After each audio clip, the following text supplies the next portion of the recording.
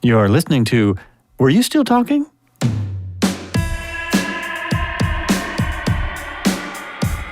pump out your blood and they pump in a new batch of blood, and all of it is the blood of children. All the big stars are going to be on TV now. I mean, it's just the way it's going. Your role, I think, will be played by Brad Pitt. What'd you wear? I wore my loincloth wrapped around my feet. Are you going by John today? And that's absolutely true. You feel it in every cell in your body. Yeah, you can bend the truth and bend the visualizations no matter what your political affiliation. You could have an alpaca. A girlfriend's daughter recently got married and they had llamas or alpacas at the wedding. A recording room. They recorded a couple songs in the kitchen of Rumbo.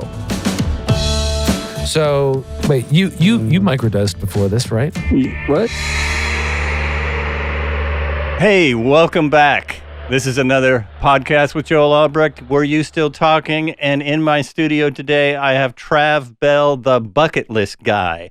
He is actually making a career out of the bucket list concept. He has a new book out, The Bucket List Blueprint. He's from Australia, so I'm going to maybe learn how to speak Australian. And he's got some really great concepts about living life now, not waiting for the future, not waiting for some imaginary time when you're going to do things. It's a great idea. And Trav, thanks a lot for coming on. Joel, stoked to be on, mate. Thanks a lot for having us, having me. Yes, I'm calling in from the future. So it's Friday here and Thursday there. Oh, that's right. Yeah, it is. It's in the 9:25 in the morning or 9:50 or something like this. Yeah. Yes. That's nuts. It's and it's the middle of summer here too. No snow. No, we don't even have snow normally. So yes, I've got the shorts on. I've got the flip flops on, and we're all good to go. Nice. Well, just knowing it's summer somewhere, that helps. We actually miss it all here in Eugene, where I am. We just get rain. It snowed. Yeah. 50 miles north of us, it was snow. But why would you do it to yourself? I don't know. All good. So the bucket list guy, you were in fitness before, and then you changed careers, and now you motivate other people, and a lot of it is through this concept of the bucket list. How did that come about? Yeah. It's really incredible. Yeah, fitness. That was my first business. So I was in the personal fitness training industry for 20 years, and I started with one client, tens of thousands of clients later, nearly 300 personal trainers working under our brand. First to franchise personal fitness training in Australia, over 2 million personal training sessions. Always loved helping people in health and fitness, a big part of my identity. But a few toxic sort of people came to my life, situations and circumstances. I found myself in a bit of a downward spiral, slipping into a bout of depression, albeit mild compared to what I've heard since. And I was in a pretty dark place, and I, instead of going on like heavy antidepressants, which is kind of like more of a Band-Aid effect, right? I wanted to get to the psychology of what I was going through, always curious about psychology. And so I forced myself to go into a lot of personal development events and, learn about life coaching, NLP, positive psychology, a Carnegie principle, law of attraction, all this sort of stuff. And I worked through some of my issues that I was going through at the time. And it wasn't until a friend of mine sort of about a year and a half later said, Trav, why don't you teach this stuff? And for me, it was this big sort of aha moment would help me compartmentalize everything I was learning and everything that I've done. And so I put on a talk. It was like putting on that talk, I was so scared of doing it. But in retrospect, it was the big domino that I had to push over in my life to, affect a lot of other things. And so I put on a talk. Halfway through, I started sharing my list to do before I die. I always had one written down since I was 18. A lot of people knew this about me. And then, it really inspired the group. And then someone at the end of the talk said, hey, how's all this list to do before you die stuff? It's like a bucket list. You're like the bucket list guy. And I went, ping, light bulb moment, went home and registered thebucketlistguy.com, and I've been doing that for the last 10 years. And mostly as a speaker, which has afforded me to travel all around the world, speak at all sorts of different events, keynote presentations at conferences and this sort of thing, and speak in some very random parts of the world and some very, some hostile, some loving crowds. And I've got a heap of speaker stories there, but, but I've been on that track, for the last 10 years, man. And they say in thought leadership, pick something, go an inch wide, a mile deep. And it's certainly done that. And really what I'm teaching is to help people live a regret-free life rather than a regretful life. And, created some intellectual property around the whole bucket list concept. And now we've scaled it out, leveraged it out through our 3 years ago. We started certifying bucket list coaches around the world. And we've got certified bucket list coaches in 22 countries around the world now. So all teaching this stuff within companies and to individuals. Wow, that's amazing. That's really incredible. I mean, I like I think it's incredible. I like that it just came to you, from what you were doing. It just kind of came to you and a light bulb went off. And also that you had to get over a fear of public speaking, which is something I've never really related to, but you're really good at it. You sure got over it. Do you still get nervous before you go in front of crowds, or is it? I do, I do, but it's interesting you say that because, our fear, although this sounds like a T-shirt or something you'd pick up from an Anthony Robbins seminar or something, but, fear, if we feel the experience of fear, it is a signpost. So if I find it's a signpost of what you should do. So for me, if I feel a fear in a public speaking, like with a gig or something like that, that's exactly what I need to be doing. So I've really had to push myself into situations, into different gigs, and it really does help you. It really does expand on your model of the world and push you into a new zone. So, but that's what the whole bucket list concept is about. I say that, with this, and most of what I teach is based on positive psychology, and positive psych is about helping people experience more meaning, purpose, and fulfillment, more gratitude in their life. I've just put this theme, or I guess brand of bucket list over the top of it, to make it more tangible, make it more commercial, make it more palatable for people of all ages. So, but on the other side, I always say that on the other side of your bucket list is a you that you don't know yet. On the other side of your bucket list is a you that you don't know there. And it's not just about ticking a whole bunch of cool stuff off. It's really about how we also reverse engineer a lot of the aspects of our life in order to make this stuff come to fruition as the growth of us on this journey towards these self-imposed destinations. But most importantly, it's about the person that exists on the other side. And that's our potential. And, if I'm going to do anything, I want people to get curiously excited about the person that exists on the other side.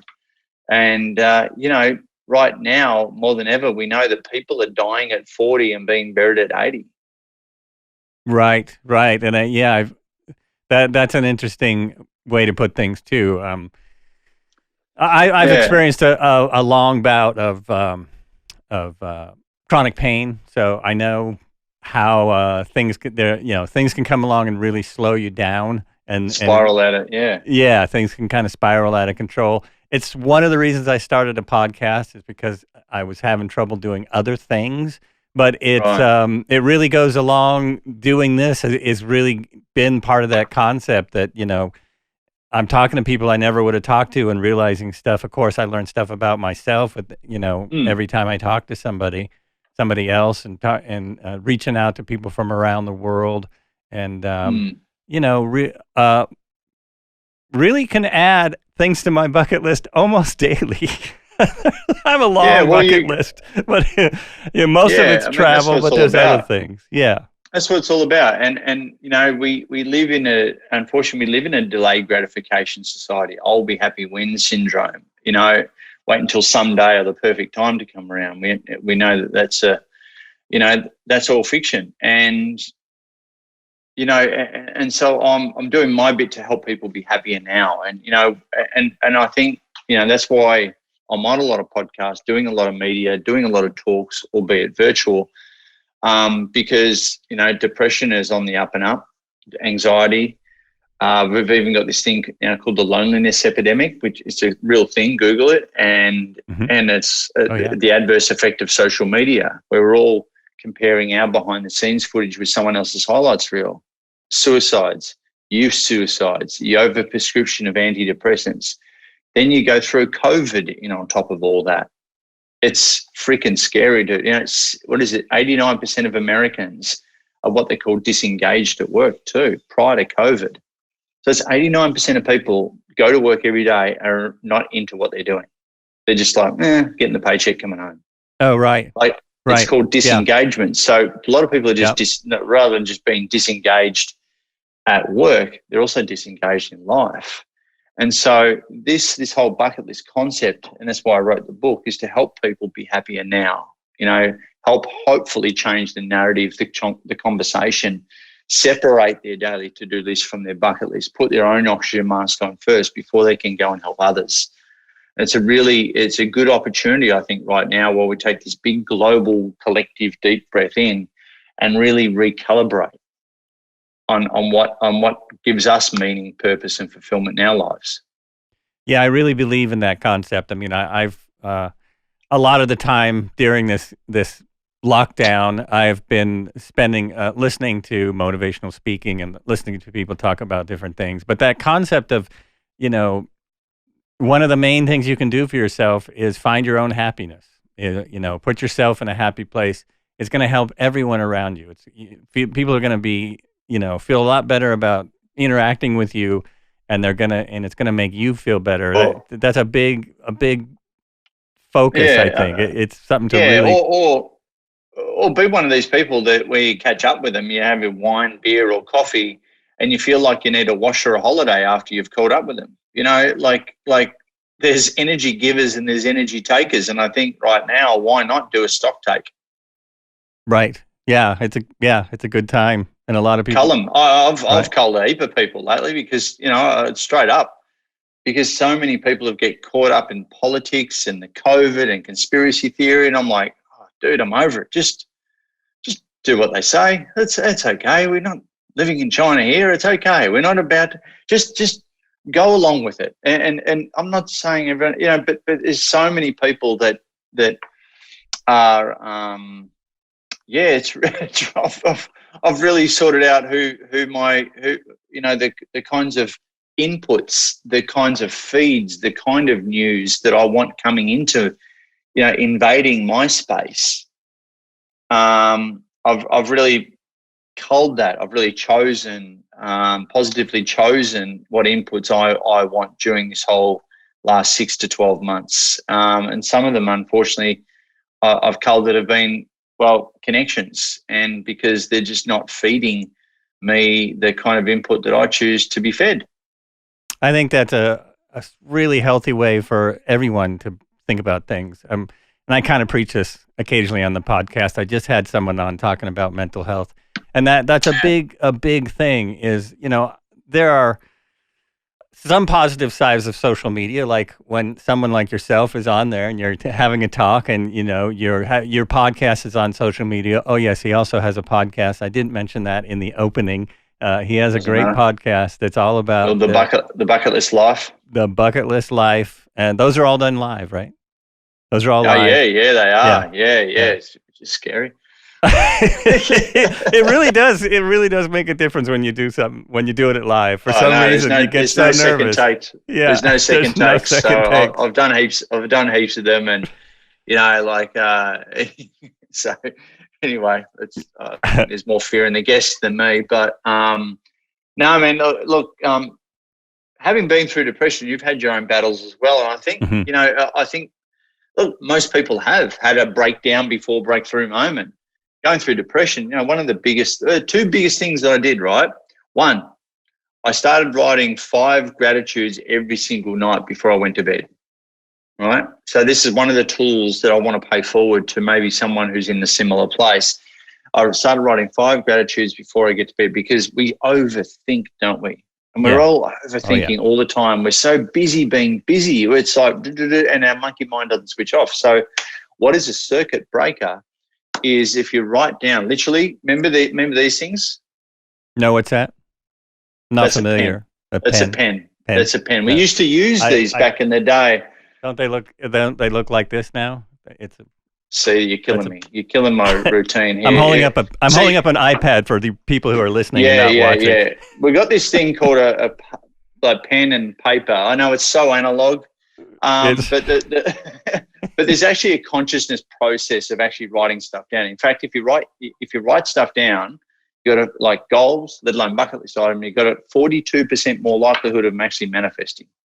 They might as well write it. And there's even research to prove that if you write down, pad and pen, versus even typing it into a document or into your phone, it's more of a conscious process by writing. So, and it has a better effect. So the point is, what was I saying that 5 gratitudes every night, writing 5 gratitudes every single night helps to turn that monkey mind off, and it puts you into a better place. It affects the chemicals in your brain. 3's easy, 5's really hard. And you do it at the end just before you go to bed. And I think that was one of the most poignant, one of the most pivotal things that really helped me. Still do it. And it really does help. 5 things. You really got to think about what went right today. What were some positive things that happened in my life today? I had an amazing coffee this morning. I'm a long black drinker. When I drink, it's like a double espresso kind of thing. Oh, yeah. Now you're speaking my language. Yeah, now I've got, that's why I've got issues. But the point being, it's a strong coffee. The stronger, the better. But, the creamer on top, it has to be perfect. That's where all the flavor is. I had one this morning, perfect. So that's going on my list. The other thing, aside from just the 5 gratitude exercise, is to turn off the freaking news. Right? So we start the day, we finish the day, we bookend the day with bad news, and I got myself, when the coronavirus came out, I was watching the news like it was the Super Bowl. I was just like clinging to, how many deaths today, how many new cases, how many, it's like, all right. And then before you know it, I'm going down this kind of downward spiral. And it's like, what am I doing? Control your inputs, Trav. Switch off the news. Another big tip. That is a really good tip. I realized about 6 months in, I guess, that it's better if I just get that from 2 places. So there's this guy named John Campbell that I've talked about a lot on my podcast, who is very good at telling you the facts of what's going on in the world from a factual standpoint. He, really doesn't get into the political side of it. And then there's some, local places that I see what's happening. And I try and steer away from the rest of it because, there's just way too much. I like that you talked about a cup of coffee in your 5 gratitudes, because I always think that's where some people get stuck. I love the idea of writing down gratitudes, whether it's at night is really, turning your brain off. But anytime during the day, one thing I always think people get stuck on is that it has to be something big. Like they, right? But this is the whole thing with the bucket list too, right? Because most people think of a bucket list is all the travel adventures that we want to do in our life, and the book, the My Bucket List Blueprint, it's a 12-letter acronym to help people really go north, south, east, west in their own brain. They help us to extract and articulate a personally meaningful and holistic list. There's 12 letters to it. It's like a 12-step program. Sounds a bit like AA. But at the end of it, you might need a drink. You might need a drink before, during, and after it. But at the end of the day, it helps you really create this personally meaningful and holistic list. And some of the things on there will be small, really doable, like as of today. And some of them are really big, like the big travel adventures that we want to do. But, that's the fact of the matter. The bucket list has got a negative connotation because it's, maybe I haven't got time. I haven't got the money to do my bucket list because I'm so busy being busy. No, you got it wrong, because we've been sold this delayed gratification society. I'm into instant gratification as well, because the stats don't lie and they're getting worse. So we've got to have some tools. We've got to have some sort of system to help people be happier now rather than later on. Yes. You know what I mean? Yeah, I sure do. Some Yeah. real tools that change, that help people right now. And I've been talking about this stuff before it was COVID cool, before I even wrote the book. I've been talking about this stuff for 10 years, and it has helped people, you know, pretty instantly, which I'm stoked about. And otherwise I wouldn't be doing it. I still wouldn't be, you know, running around the world as the bucket list guy, you know, 10 years later. Which is amazing too. When I was reading about you, I've been working on this book for 10 years, but this last 10 months gave you the opportunity to finish. And it's only that thick. Well, you're a busy guy. Right? It's freaking pathetic, isn't it? Talk about a battle of, you know, perfectionism and procrastination over the last 10 years, you know, the amount of edits, but, you know, but yeah, I couldn't write on my 2021 goals to finish the book again. I've been doing that pretty seriously for the last 5 years, and it just because of, you know, when I'm, you know, on flights and running around the world doing what I do, you know, the schedule is pretty chaotic. And I'm also founder CEO of certified bucket list coaches as well. So I've got a fair bit on. Excuses. Trav, just get the freaking book done. Thanks, COVID. Thanks for the lockdowns. Thanks for no flights. So I can't believe it. I said in an email the other day, I'm grateful for COVID. There you go. Well, you know, it happens. I mean, you got to be grateful for whatever comes up. That's the thing. Every different things happen in our lives, and we get through it. And most of the time, we get through it, and we're better off for it. And I do actually have a pad that I write all my notes down on. This is how I do all of my podcasts. Oh, it's actually writing down there. Yeah. I actually write them down. I write down my questions. Because I did want to, and it does work better. And actually, I do some acting, and as an actor, a really good acting tool, you got to write out your lines. Because when you write something, when you write something out, it gets it in your brain somehow that no other way will. And so is that an acting tool? Yeah, you got to write some stuff down. Oh, there you go. You write it down. If you're some kind of 20-year-old kid and you remember everything you see, that's a different story. But some of us have problems remembering. And when you write it out, another thing you do is you write it with no punctuations. That's wow. That's another big trick, so that you're not stuck on what the writer meant or was getting out of it. So you look, cool. You know, then you put your own thing in there. Yeah. Then you let your character say it instead of, you know, how it was written necessarily. Unless you have a director that wants it as written. Yeah, that's a good one. Good hack. Yeah. Good hack. Yeah. It works well. Yeah, interesting. Yeah. But writing it out.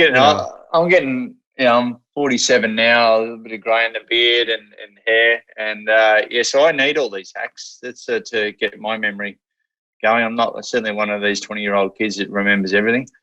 My 14-year-old kids seem to remember everything and play a video game and do an app and do this and do that and do that. I haven't got the attention span. It's disgusting. No, I've gone to several sets, and these are very small time sets. It's not like I'm a major actor, but there'll be 20-year-old kids who haven't even looked at the lines. And they've got their phone out, and they're reading their line with their phone out. And I'm like, your line is this or that, you know. And it's not because I have a better memory. It's because I've worked on it all night. You know? I've done some homework. So. Oh, wow. So how's the acting going? Well, right now it's pretty slow. Slow. So check this out. So one of the things on my bucket list is to act is to do some acting. You know, to act in a movie or something like that. And I guess when do you go from extra to actor? Is it when you actually say something? Yes, when you actually say something. There's actually something called a featured extra, which if you see a guy, you know, in the background and he enters the scene and he goes to the bar and he gets a beer, that might be a featured extra. Or someone standing at the corner and they're looking at their watch and that's the only person at the scene and they don't have a line, so they're an extra. But so that's one step before actor. When okay, so actually, if I was a featured extra, dude looking at his watch near the stop sign, Right. Can I then say tick off my bucket list that I've done acting? Well, now you can be the only one that answers that question, right? Only you can answer that. I'm not going to take that away from you. I couldn't. Don't rip my dreams and hopes away from me, Joel. Well, just remember, some of the best performances ever were the ones with very few lines. I mean, if you watch some of the best actors, still doesn't help, mate. It still doesn't help. No, to be quite honest with you, you live in a major city. You could get in the part. You've got a face. It's easy to look at. You're used to being in front of cameras. It means there's a lot of opportunity there. So start. You're uniquely ugly, and I reckon they do. You're obviously a good-looking guy. Heaps of parts for weirdos like you. You're the type that everyone gets pissed off about because it's the only thing you see in Hollywood. Plus, you're Australian. You're Australian, so that means that you could get a part here, and easy peasy. I actually I want to get really good at the Australian accent so I can trick Hollywood directors and sell out. Yeah, I'm from Australia, mate. Yeah, because they get a lot of work here. That was shit. They must have better training for actors. But to be quite honest, find a class.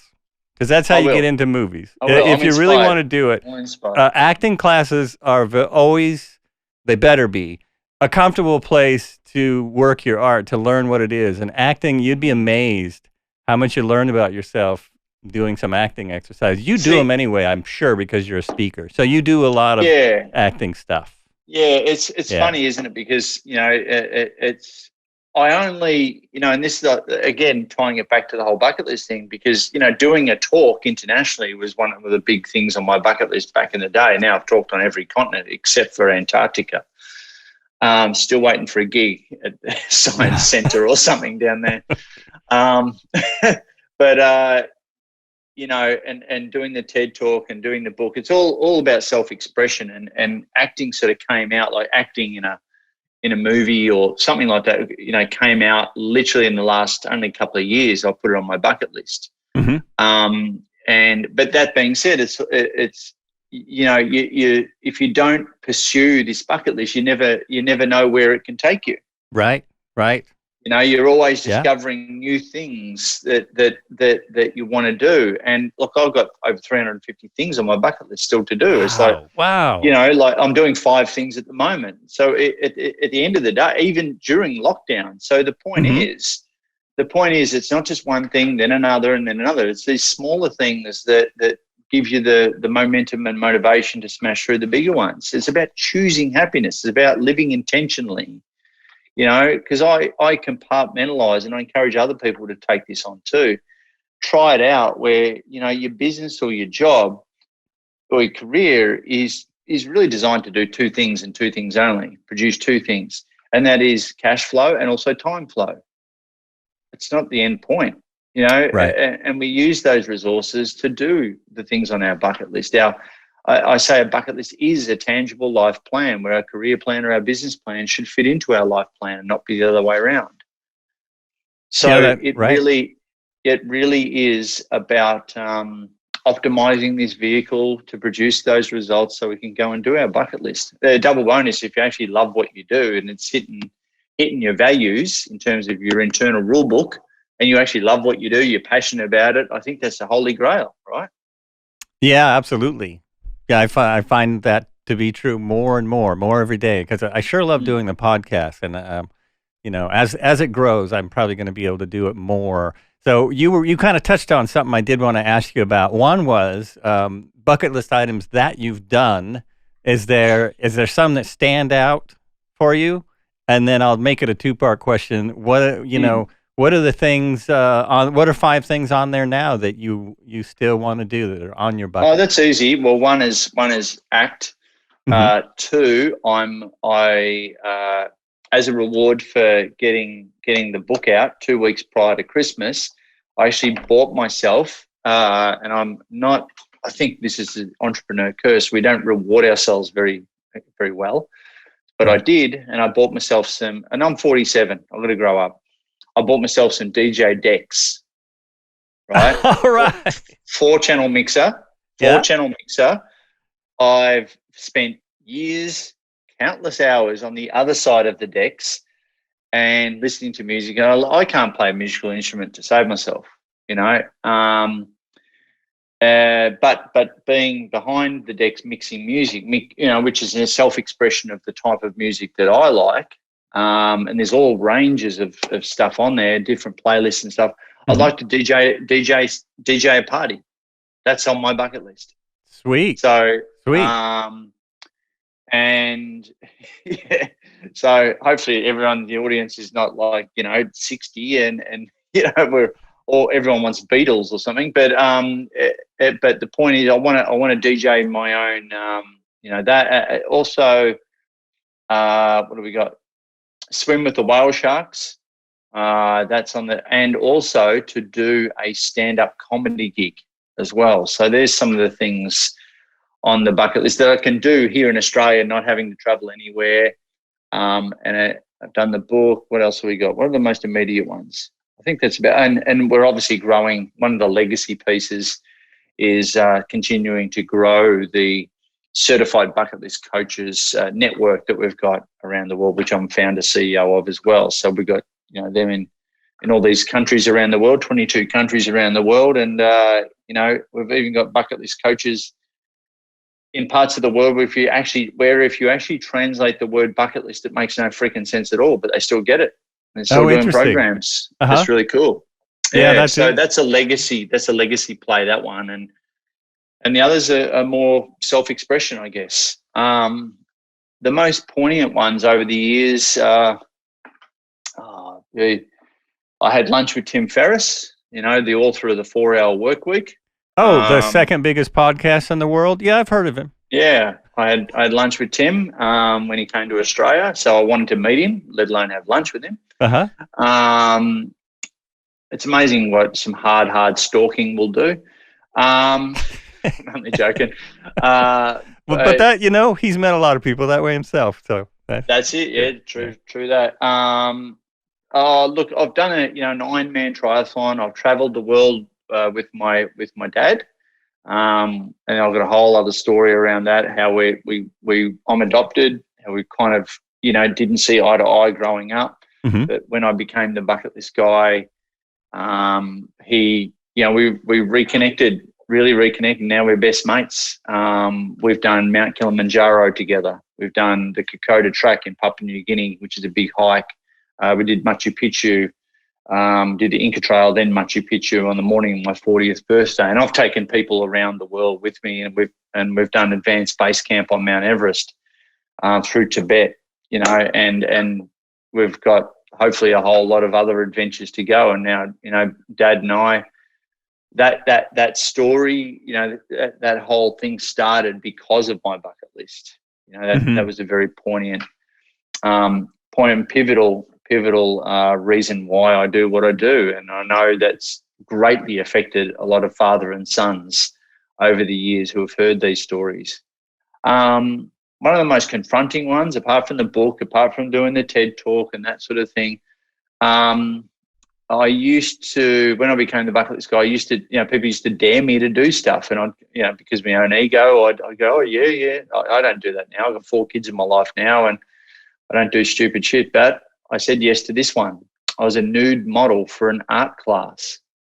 Well, that's not dangerous, except to your ego, right? That's incredible. Not something that's ever been on my bucket list, but that seems hard. I know, look, Joel, I know you're about to put it down there. So, look, just get out your pad and pen. I've got some tips for you. Tip number one, if you're going to be a life drawing nude model for an art class, mate, number one tip, don't do it in the middle of winter. True story. Tip number two, don't do it in the coffee.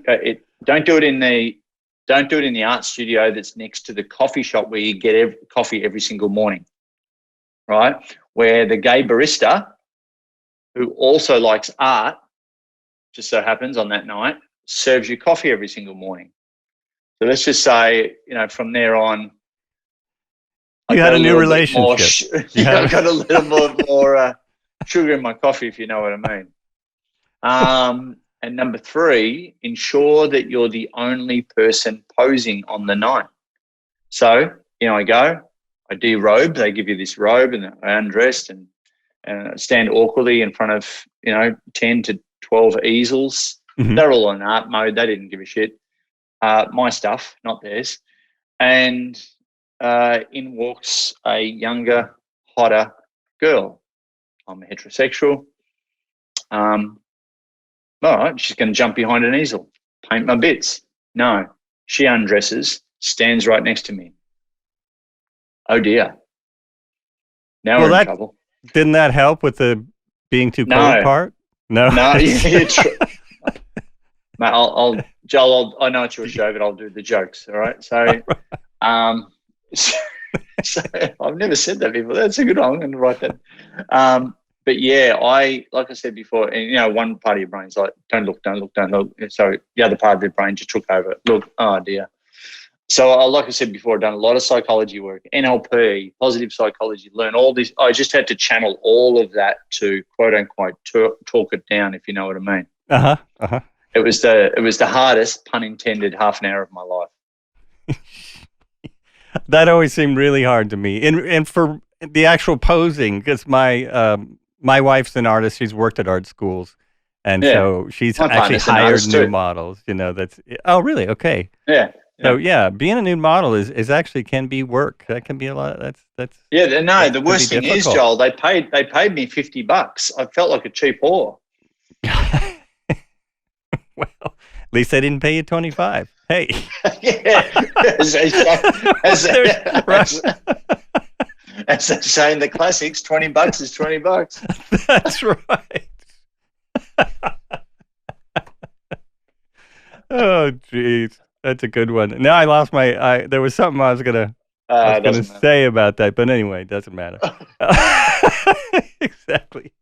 Well, I know you have 4 other podcasts you're going to be on today?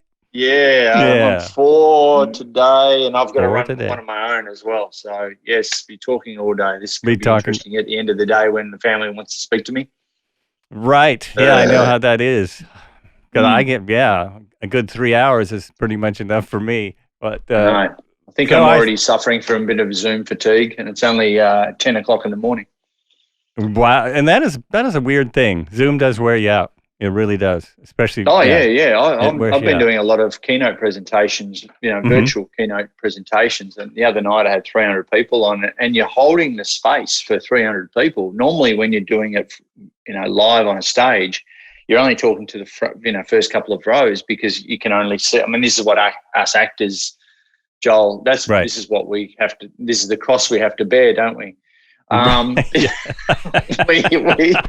only do. We're only dealing with the first couple of rows because the light's in our face. But no, when you're on Zoom, you got every single face. It's like a massive Brady Bunch.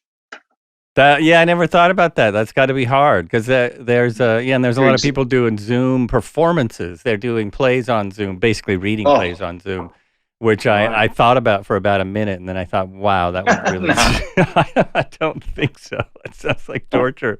I mean, a good actor sees no audience. There's no audience there. It's a wall. But is that another tip? It's a bit. Actually, it is. Yeah. They talk about the fourth wall. That's that. Yeah. That's that wall. Yeah. There's nothing there. It's even harder with a camera because sometimes the camera's right in your face. You're used to it now. But when there's a lens really close to you and you're not supposed to look at it, that can be tricky. Hard not to. It's hard not to. And even a lot of times you have to turn your head past the camera. Oh, I've messed up a lot of takes that way where I'm turning past the cam, but you kind of hesitate. There's the lens. Yeah, they don't like that. That's not appreciated. But listen, I should wrap this up. I should let you go. I really, really appreciate you being on. This has been Joel Albrecht, and this is Were You Still Talking? And today on the show, I've had Trav Bell. Your website is thebucketlistguy.com. And if people want a book, people are watching or listening, I'm holding up a book right now. It's got my ugly mug on the front of it. It's called the My Bucket List Blueprint. So they can go to thebucketlistguy.com/book to grab a signed copy, which a lot of people have been opting for, or they can, connect with me on the socials. But I want you to actually write it. Like, if you're going to do it, like, write it in the book. It's written like a guidebook, and you're going to send me your bucket list too. Joel, I want yours, mate. I'm going to hold you accountable to that. I want you to send me your bucket list once you've completed it. Oh, okay. It's already started. I could do that. I could send you a draft copy, I guess. That would be fun, actually. Please. Absolutely. Yeah, I've got quite the bucket list. One of them is parachute. I'm on the hunt. Yeah. I'm on the hunt for 365 other bucket lists. Oh, nice. Hashtag next book. All right, that's fantastic. So, everyone listening, go on the website, get the book. It'll all be in the description of the podcast, links, etc. Thank you so much for listening. And as I always say, be good to yourself. Be good to each other as well. I got that backwards today, but you get the idea. Thanks for listening.